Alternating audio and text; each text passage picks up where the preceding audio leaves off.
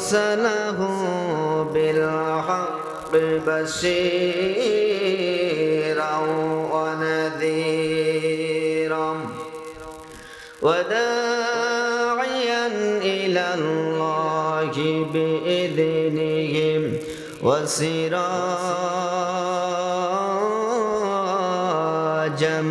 منيرا فقد قال الله تعالى في كلامه المجيد والفرقانه الحميد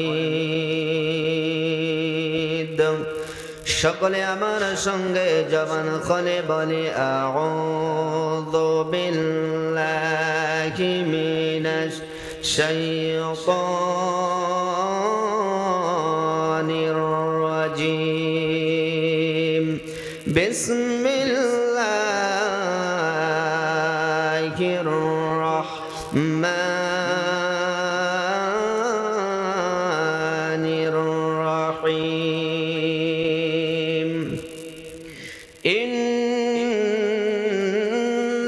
ইন্নাল্লাহা ওয়া মালাইকাতাহু ইউসাল্লুনা আলান নাবিয়্যিন ইয়া আইয়ুহাল্লাযীনা আমানু সাল্লু আলাইহি ওয়া সাল্লিমু তাসলিমা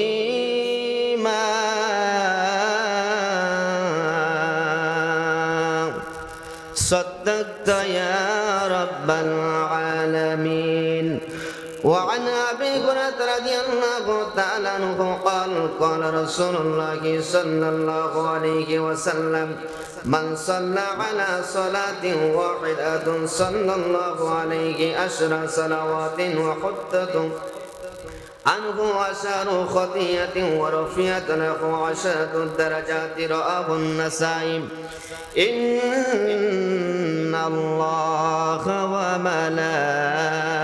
وملائكتهم يصلون على النبي يا أيها الذين آمنوا صلوا عليهم وسلموا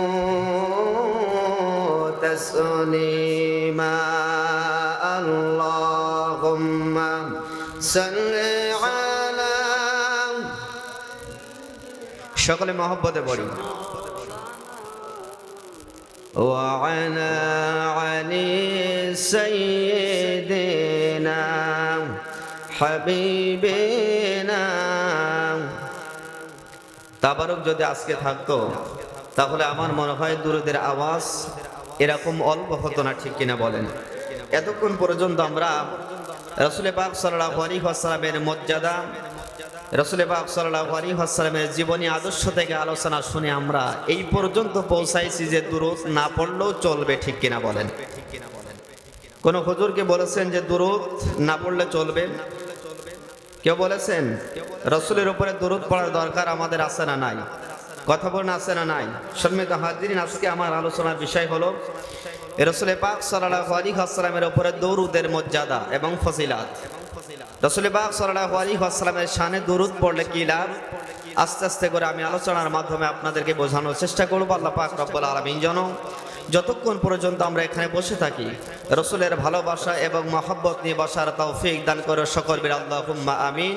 একটু আওয়াজ নিয়ে সকলে বলি আল্লাহুম্মা সাল্লি আলা মাওলানা মুহাম্মাদ সাইয়্যিদিনা রজনী গভীর হলে ডাকো তুমি মায়া ভরে, রজনী গভীর হলে ডাকো তুমি মায়া ভরে, আই বান্দা ফিরে আয়, আই বান্দা ফিরে আয়। যা কিছু প্রয়োজন করে শুধু নিবেদন, যা কিছু প্রয়োজন করে শুধু নিবেদন, হাত ভরে নিবি যদি আয়, আই বান্দা ফিরে আয়। রজনী গভীর হলে ডাকো তুমি মায়া ভরে, রজনী গভীর হলে ডাকো তুমি মায়া ভরে, আই বান্দা ফিরে আয়, আই বান্দা ফিরে আয়। লা তাকনাতু বলে দিয়ে সোদার খোলে, পাপি তাপি বান্দা সবার। লা তাকনাতু বলে দিয়ে সোদার খোলে, পাপি তাপি বান্দা সবার। বোধনী বলে আহ্বান করে দিলে, বোধনী বলে আহ্বান করে দিলে, ডাকলে সাড়া দেব আয়, আই বান্দা ফিরে আয়। রজনী গভীর হলে ডাকো তুমি মায়া ভরে, আই বান্দা ফিরে আয়, আই বান্দা ফিরে আয়। রব্বে করিম তুমি করুণার আধার, তুমি তুমি ছাড়া নাই কে গোনাই। বলেন সুবহানাল্লাহ। আমার প্রিয় বন্ধুগণ, সে আমলটা কি? আল্লাহ পাক রব্বুল আলামিন বলেন ইন্নাল্লাহ, নিশ্চয় আমি আল্লাহ তাআলা, হাওয়া মালাইকাতাহু, এবং আমার সব ফেরেশতারা, আমি আল্লাহ তাআলা এবং আমার সব ফেরেশতারা একটা বিষয়, একটা আমলে নিয়োজিত হয়ে আছেন, সেটা হলো আমার বন্ধুর উপরে তারা দুরূদ শরীফ পাঠ করতেছেন। বলেন সুবহানাল্লাহ। সম্মানিত হাজিরিন, আজকে আমাদের সমাজ থেকে দুরূদ শরীফের আমলটা উঠে যাচ্ছে, একের পর এক দুরূদের আমলগুলো উঠে যাওয়ার কারণে আজকে আমরা সমাজ থেকে আমাদের ইজ্জত, আমাদের সম্মান আল্লাহ পাক রব্বুল আমিন আস্তে আস্তে করে সমাজের মানুষ থেকে উঠাই নিচ্ছেন। আমরা যদি রাসূলুল্লাহর ভালোবাসা মহব্বত নিয়ে রাসূলের প্রতি দরুদ আমরা পাঠ করতে পারতাম, তাহলে আল্লাহ পাক রব্বুল আমিন আমাদেরকে এই সমাজের মধ্যে মর্যাদা, ইজ্জত দান করতে। বলেন সুবহানাল্লাহ। আল্লাহ তাআলা রাসূল পাক সাল্লাল্লাহু আলাইহি ওয়াসাল্লাম ঘোষণা করছেন, আমি নাসাই শরীফ থেকে যে হাদিস শরীফটা তেলাওয়াত করেছি, রাসূল করিম সাল্লাল্লাহু আলাইহি ওয়াসাল্লামের অন্যতম সাহাবী হযরত আবু হুরায়রা রাদিয়াল্লাহু তাআলা থেকে বর্ণিত হাদিস। রাসূল করিম সাল্লাল্লাহু আলাইহি ওয়াসাল্লাম বলছেন, যদি কোনো মানুষ, আমি রাসূল, আমার উপরে একবার দরুদ পাঠ করে, কয়বার? একবার দরুদ যদি পাঠ করে, আল্লাহ পাক রব্বুল আলামিন তার জীবন থেকে, তার আমল থেকে 10টা গুনাহ আল্লাহ তাআলা মাফ করে দিবেন। বলেন সুবহানাল্লাহ। 10টা রহমত আল্লাহ পাক রব্বুল আলামিন তার আমলনামার মধ্যে দান করবেন। শুধু তাই না, আল্লাহ পাক রব্বুল আলামিন ঘোষণা করছেন, ওই বান্দার জন্য আমি আল্লাহ পাক রব্বুল আলামিন 10টা ইজ্জত আমার বান্দার জন্য আমি দান করব। বলেন সুবহানাল্লাহ। তাহলে দুরূদ শরীফ পড়ার দরকার আমাদের আছে না নাই? কথা বলেন, আছে না নাই? আমার প্রিয় বন্ধুগণ, দরুদের আমলটা আমাদের জন্য কতটা জরুরি। হযরত শিবলি রাহমাতুল্লাহ আলাইহি তিনি এক সময় গেছেন হজ ব্রত পালন করার জন্য। হজ যখন পালন করতেছেন, হযরত শিবলি রাহমাতুল্লাহ আলাইহি কাবা ঘর তিনি তাওয়াফ করতেছেন। হজের প্রত্যেকটা জায়গা তাওয়াফ কাপ এবং সাইর মধ্যবর্তী যখন সব জায়গায় যাওয়া হয়, রাসূলুল্লাহর ওজা বাবারকে যে হাজী সাহেবগণ একটা বাক্য তারা উচ্চারণ করে, আবার কাবাগার যখন তাওয়াফ করে প্রত্যেকটা হাজীদের মুখে একটা শব্দ, একটা বাণী উচ্চারিত হয়, লাব্বাইকা লাব্বাইকা আল্লাহুম্মা লাব্বাইক লা শারীকা লাকা লাব্বাইক। প্রত্যেকটা হাজীরা কাবাগর তাওয়াফ করার সময় তারা এই সাক্ষ্য দেয়, ও আল্লাহ আমার প্রভু মালিক আল্লাহ, আমরা আপনার দরবারে সক্রিয়ভাবে হাজির হয়ে গেছি।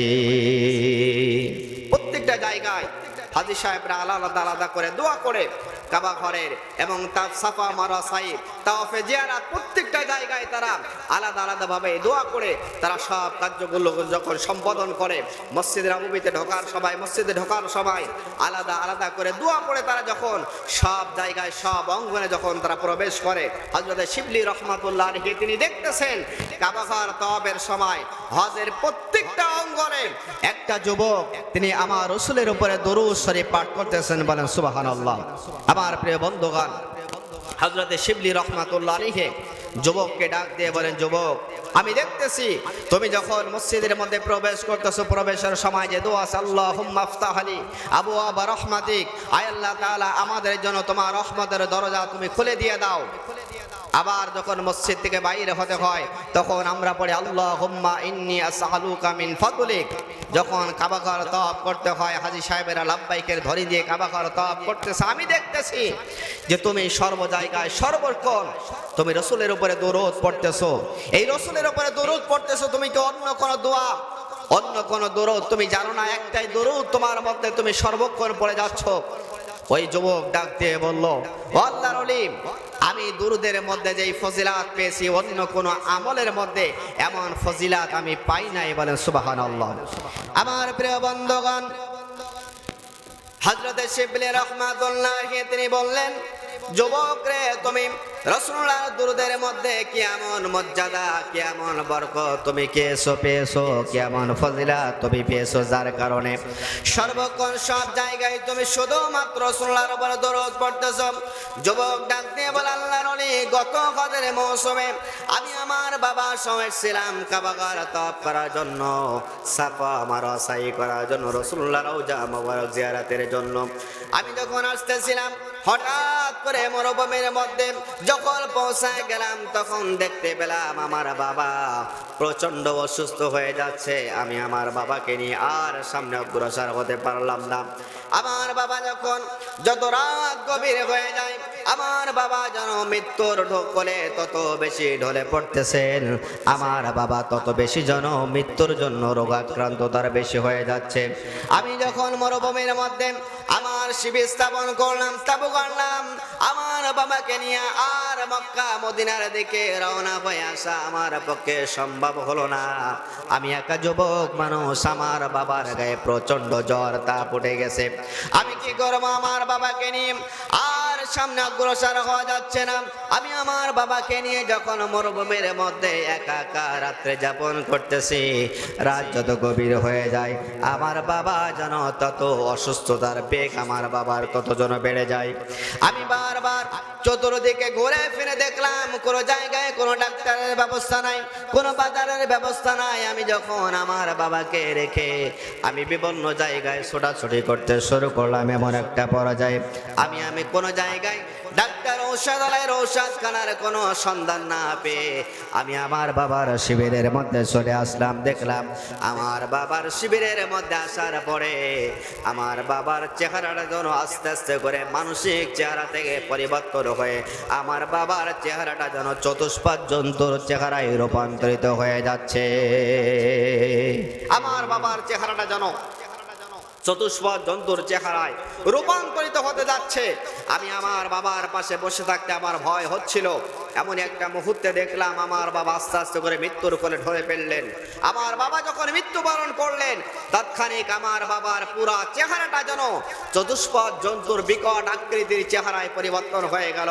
আমি কিভাবে একজন মৃত মানুষের সামনে একজন মৃত মানুষকে নিয়ে আমি এভাবেই বিকট আকৃতির ভয়ঙ্কর আকৃতির চেহারা নিয়ে আমার বাবার পাশে বসে থাকতে আমার কষ্ট হচ্ছিল। আমার গায়ে রুমালটা দিয়ে যখন আমার বাবার চেহারাটা আমি ঢেকে দিলাম, আমি বড় পেরেশানি হয়ে গেলাম, আমি বড় চিন্তিত হয়ে গেলাম। রাত যত গভীর হয় আমার ভয় তত বেশি বেড়ে যায়। আমি হঠাৎ করে দেখলাম আমার বাবার চেহারাটা ঢেকে আমি যখন একটু বাহিরে গেলাম, দেখলাম দূর থেকে সাদা পোশাক পরিহিত নুরানি চেহারার একজন মানুষ আমার বাবার তাঁবুর দিকে, যেই জায়গায় আমার বাবার লাশটা রাখা আছে, আস্তে আস্তে করে আমাদের তাঁবুর মধ্যে যেন প্রবেশ করেছে। বলে সুবহানাল্লাহ।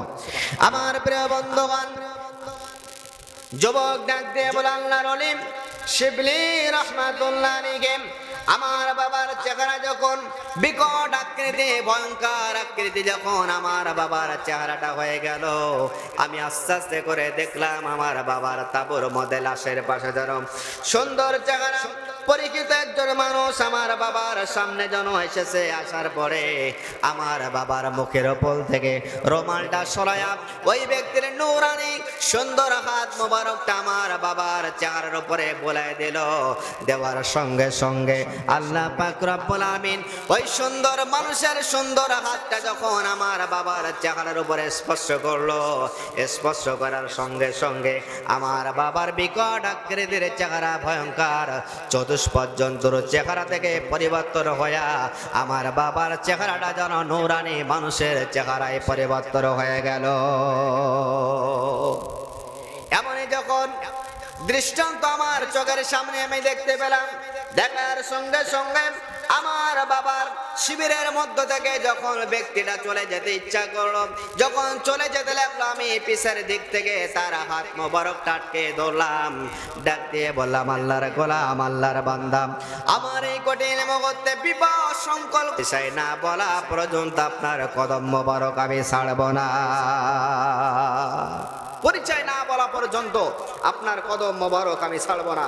আমার প্রিয় বন্ধুগণ, রাসূল করিম সাল্লাল্লাহু আলাইহি ওয়াসাল্লাম ওই মুহূর্তে তার পরিচয় আর গোপন করে রাখতে পারলেন না।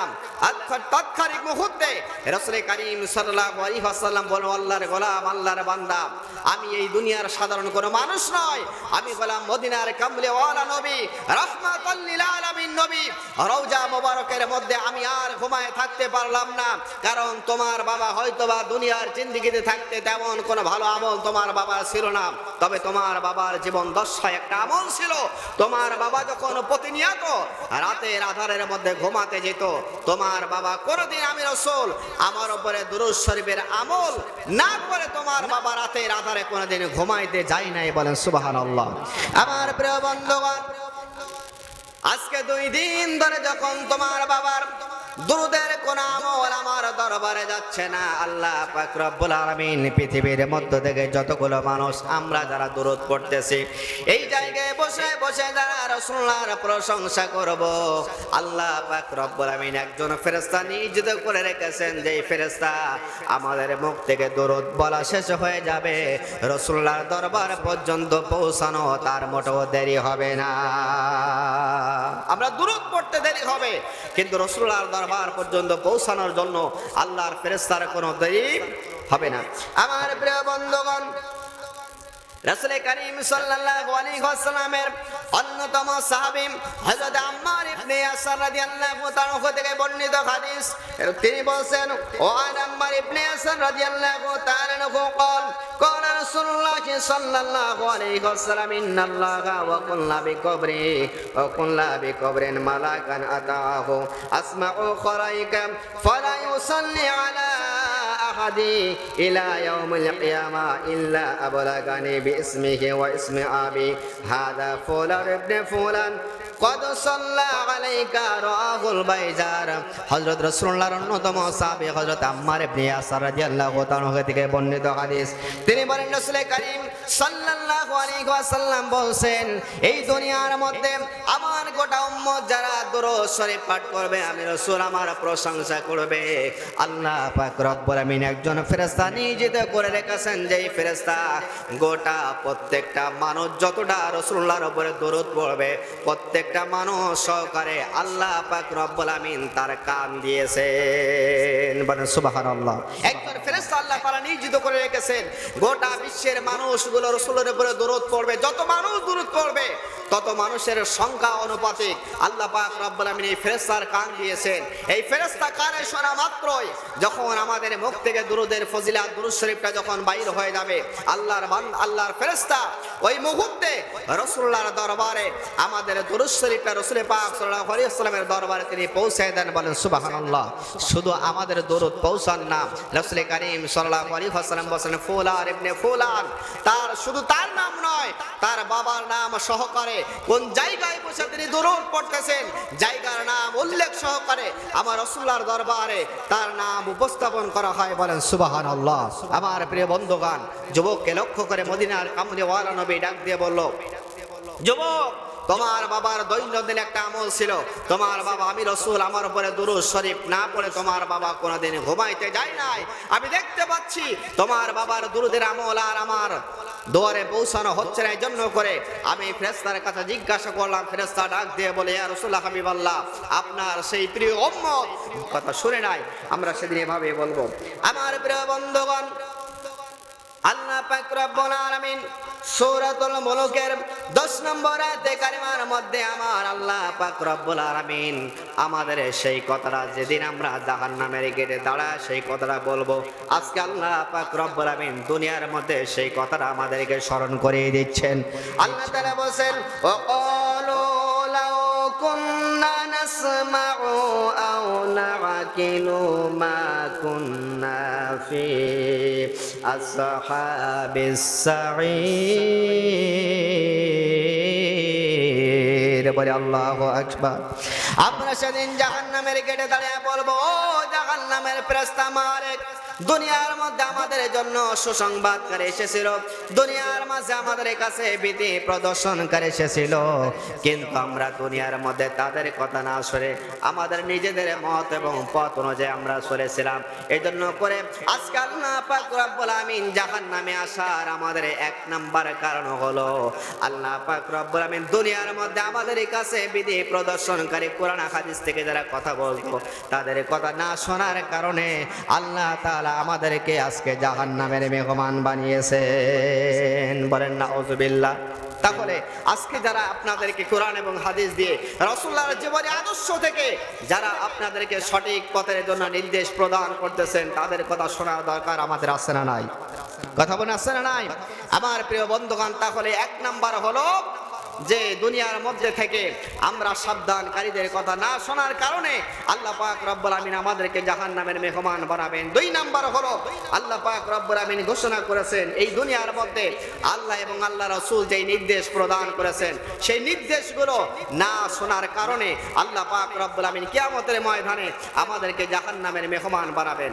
আমার প্রিয় বন্ধুগণ, সেদিন আমরা জাহান্নামের ফেরেশতা মালিককে ডাক দিয়ে বলো, ও জাহান্নামের ফেরেশতা মালিক, আজকে দুনিয়ার মধ্যে থাকতে যদি আমরা আল্লাহ এবং আল্লাহ রাসূলের নির্দেশ দেখানো পথ এবং মত অনুযায়ী যদি আমরা চলতাম, আমাদেরকে এভাবে জাহান্নামের দিকে আজকে আসা লাগতো না, জাহান্নামে আমাদের প্রবেশ করা লাগতো না। সেদিন আমরা এভাবে বলবো, ইয়াউমা তুকাল্লাবু উজুহুহুম ফিন্নারি ইয়াকুলুনা ইয়া লাইতানা আতা'আনা আল্লাহ ওয়া আতা'আনার রাসূল। সেদিন আমরা ডাক দিয়ে বলবো, যেদিন জাহান্নামের মধ্যে আমাদের মুখগুলোকে ভাজা মাছের মতো উল্টায়া পাল্টায় আমাদেরকে যখন ভাজা হবে জাহান্নামের আগুন দিয়ে, সেদিন আমরা ডাক দিয়ে বলবো, আই রব্বে কারীম, ও জাহান্নামের ফেরেশতা মালিক, আজকে দুনিয়ার মধ্যে আমরা যদি আল্লাহ এবং আল্লাহ রাসূলের দেখানো পথ এবং মত অনুযায়ী কোরআন এবং হাদিস অনুযায়ী যদি আমরা আমাদের জীবনকে পরিচালিত করতাম, তাহলে আজকে জাহান্নামের মধ্যে এসে আমাদেরকে ভাজা মাছের মতো উল্টায়া পাল্টায়া আমাদেরকে আজকে জাহান্নামের মধ্যে আসা লাগতো না। আমার প্রিয় বন্ধুগণ, জাহান্নামের মধ্যে আসার 2 নাম্বার কারণ হলো আল্লাহ এবং আল্লাহ রাসূলের কথা না শোনা। 3 নাম্বার কারণ হলো সেদিন আমরা ডাক দিয়ে বলো, আল্লাহ দুনিয়ার মধ্যে থাকতে আমরা আমাদের অন্ধ নেতাদের অনুসরণ করেছিলাম, যারা একটা জ্বালাময়ী বক্তব্য দিয়েছিল, আমরা ইসলামিক কার্যকলাপের দিকে ধাবিত হয়ে গিয়েছিলাম। একটা বক্তব্যের কারণে আমরা তোমাকে রব বলে না মেনে আমাদের দল এবং মতকে প্রাধান্য দিয়ে আমরা সেই দিকে ধাবিত হয়েছিলাম। জাহান্নামে আসার 3 নম্বর কারণ সেদিন হবে, আমরা বলবো আল্লাহ আমাদের অন্ধ নেতাদের অন্ধ ভক্ত আমরা করেছিলাম, যার কারণে আল্লাহ পাক রব্বুল আলামিন আজকে আমাদেরকে জাহান্নামের অধিবাসী বানিয়েছেন। আমার প্রিয় বন্ধুগণ, এটা হলো জাহান্নামে যাওয়ার 3 নম্বর কারণ। 4 নম্বর কারণ হলো আমরা সেদিন আল্লাহর কাছে ডাক দিয়ে বলে, আল্লাহ দুনিয়ার মধ্যে থাকাকালীন যদি আমরা নামাজ পড়তাম, তাহলে নামাজ যদি আমরা ঠিক মতো আদায় করতাম, নামাজ আদায় না করার কারণে আজকে আল্লাহ পাক রব্বুল আলামিন আমাদেরকে জাহান্নামের মেহমান বানিয়েছেন। সংক্ষিপ্ত ভাবে আল্লাহ পাক রব্বুল আলামিন এভাবেই বলছেন যে জাহান্নামে যাওয়ার 4 নম্বর কারণ হলো নামাজ না পড়া। আমার প্রিয় বন্ধুগণ, জাহান্নামে যাওয়ার 5 নম্বর কারণ হলো ইয়াতীম মিসকিন অসহায় মানুষের হক মেরে দেওয়া। আজকে আমাদের সমাজের মধ্যে কিছু মানুষ আছে ইয়াতীম মিসকিন অসহায় মানুষের হক মেরে দেয়। এই সমাজের মধ্যে যারা আমরা ইয়াতীমের হককে ফাঁকি দিচ্ছি, সমাজের মধ্যে যারা আমরা ইয়াতীমের হক মেরে খাচ্ছি, আল্লাহ পাক রব্বুল আলামিন শত আমল থাকলে আমাদেরকে আল্লাহ তাআলা জাহান্নামের মেহমান বানাবেন। সম্মানিত হাজিরিন, জাহান্নামে যাওয়ার 6 নম্বর কারণ হলো আল্লাহ পাক রব্বুল আলামিন বলছেন যে সমালোচনাকারী আমরা অনেকেই আছি, মানুষের ভুল ধরার জন্য ব্যস্ত অনেকেই আছি, সংশোধন করা তো দূরের কথা, বিভিন্ন জায়গায় যে মানুষের বিরুদ্ধে, বিভিন্ন জায়গায় যে মানুষের বিপক্ষে সমালোচনা আমরা করি, বিভিন্ন ভাবে আমরা সমালোচনা করি। আমার প্রিয় বন্ধুগণ, আল্লাহ পাক রব্বুল আলামিন বলছেন আজকে সমাজের মধ্যে যারা সমালোচনা করে, এই সমালোচনাকারী 6 নম্বর কারণ হলো জাহান্নামে যাওয়ার সমালোচনাকারী। 7 নম্বর কারণ হলো আল্লাহ পাক রব্বুল আলামিন ঘোষণা করেছেন আজকে আমাদের সমাজের মানুষগুলো আমরা দুনিয়ায় যা ইচ্ছা তাই করি, আমরা দুনিয়াটাকে বেশি প্রাধান্য দিয়ে ফেলেছি আর আখিরাতটা আমরা চিরতরের মতো ভুলে গিয়েছি। এই দুনিয়াটা আমরা আমাদের শান্তির জায়গা, শান্তির নীড় বানিয়ে নিয়েছি। আল্লাহর জমিনে আল্লাহর দিন প্রতিষ্ঠিত করতে হবে পরকালীন জিন্দেগিতে, আমাদেরকে সেই জবাবদিহিতার কথা আমরা চিরতরের জন্য ভুলে গেছি। আল্লাহ তাআলা বলেন জাহান্নামে যাওয়ার 7 নম্বর কারণ হলো পরকাল কিয়ামতকে অস্বীকার করা। আসুন আমার প্রিয় বন্ধুগণ, আজকের এই সংক্ষিপ্ত ঈদে মিলাদুন নবী সাল্লাল্লাহু আলাইহি ওয়াসাল্লাম উদযাপন অনুষ্ঠান থেকে আমরা যতটুকু আলোচনা শুনেছি, রাসূলুল্লাহর জীবনী আদর্শ থেকে আমরা যদি এভাবে দুরূদের গুরুত্ব, মিলাদুন নবীর গুরুত্ব, ইসলামের প্রত্যেকটা হুকুম আহকাম একটা একটা করে আমাদের বাস্তবিক জীবনে যদি আমরা আমল করতাম, আজকে সমাজের মধ্যে আমরা মানুষগুলো বিশৃঙ্খলভাবে বসবাস করতে পারতাম না। এই জন্য করে আমি সর্বোপরি আপনাদেরকে একটা উপদেশ, একটা দিক নিদর্শনমূলক কথা আমি বলতে চাই। আল্লাহর জমিনে আল্লাহর দিন প্রতিষ্ঠিতার আন্দোলন এবং আল্লাহর জমিনে আল্লাহর পাক রব্বুল আলামিন রাসূল কারীম সাল্লাল্লাহু আলাইহি ওয়াসাল্লাম যে আদর্শ আমাদের জন্য রেখে গিয়েছেন, সে আদর্শ অনুযায়ী যেন আমরা আমাদের বাস্তবিক জীবনে আমল করে শুধু আমরাই নয়, আমাদের পরিবার, আমাদের সমাজ, আমাদের রাষ্ট্রীয় জীবনের প্রত্যেকটা জায়গায়, প্রত্যেকটা মানুষের কাছে যেন আমরা এই দিন ইসলামের আন্দোলনের কথা, আল্লাহ এবং আল্লাহ রসুলের বাণী যেন আমরা পৌঁছে দিতে পারি। আল্লাহ পাক রব্বুল আমিন আমাদের সবাইকে যেন সে তৌফিক দান করে বলে আল্লাহুম্মা আমিন। সম্মানিত হাজিরিন, আজকের অনুষ্ঠানটা যেন আল্লাহ পাক রব্বুল আলামিন আমাদের জীবনের শ্রেষ্ঠ আমল হিসাবে, নাজাতের ওসিলা হিসাবে আল্লাহ তাআলা যেন কবুল করে বলে আল্লাহুম্মা আমিন। আখির দাওয়ানা আলহামদুলিল্লাহি রাব্বিল আলামিন। আসসালামু আলাইকুম ওয়া রাহমাতুল্লাহি ওয়া বারাকাতুহু।